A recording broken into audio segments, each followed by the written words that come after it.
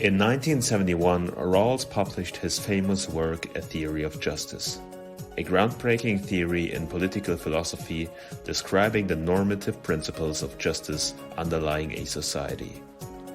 But Rawls not only received enormous recognition, he was also criticized by colleagues arguing his theory is too general and doesn't match with a pluralistic society. Du Depp! It made him reconsider essential elements of his approach.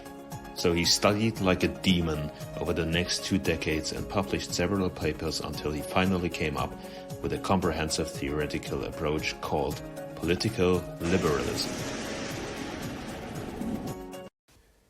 But before we start, take a brief moment to ask yourself the following 2 questions. When you think of the society you live in, do you think of this? Or rather this?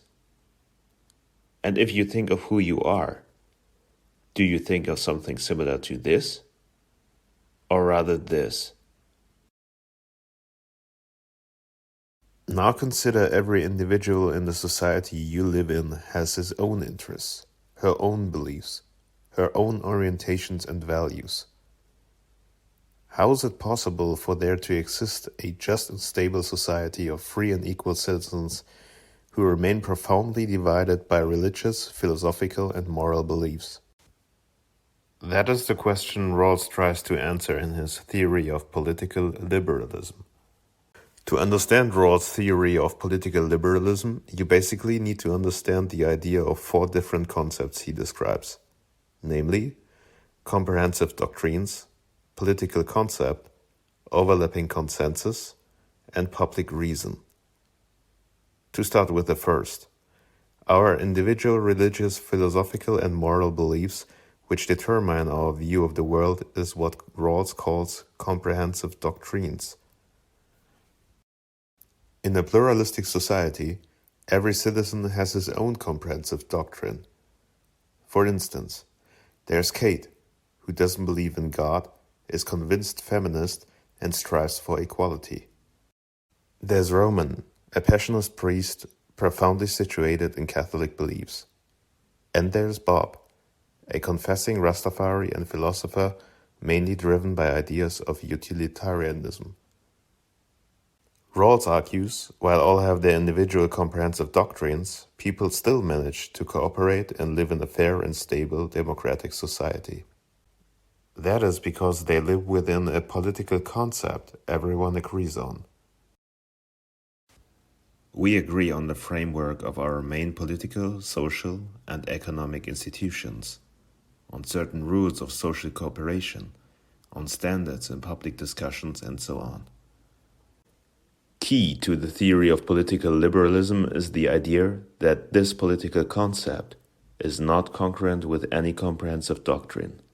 Instead, it is freestanding. This is a major distinction to Rawls' former work, The Theory of Justice.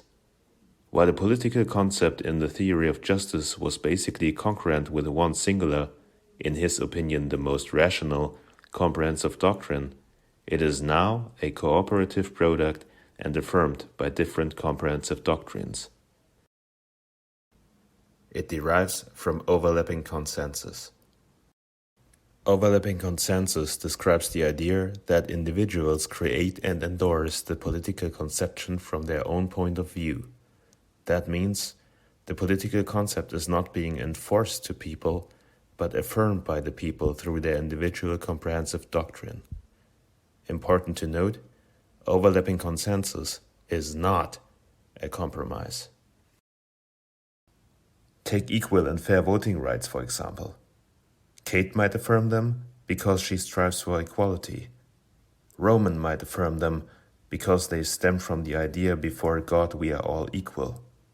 And Bob might affirm them because it benefits every individual. Well, while the issue of voting rights in a democratic society might be uncontroversial, what happens if there is a more highly charged topic at stake? Let's say, abortion. This is when public reason comes into play. According to Rawls, public reason can be understood as a form of debate in the political society. which is necessary to reach an overlapping consensus. In this way, public reason represents a key characteristic of a democratic society. If one would solely argue abortion must be legal because it is congruent with a feminist approach, one would hardly convince a majority of other citizens. Same is the case if one argues abortion must be illegal because it contradicts the fifth commandment.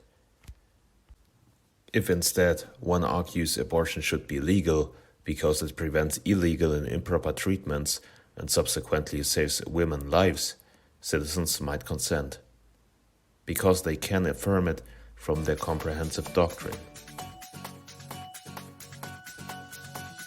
These are the basic principles of Rawls' political liberalism and the reason why we can live in a stable, fair, pluralistic and democratic society.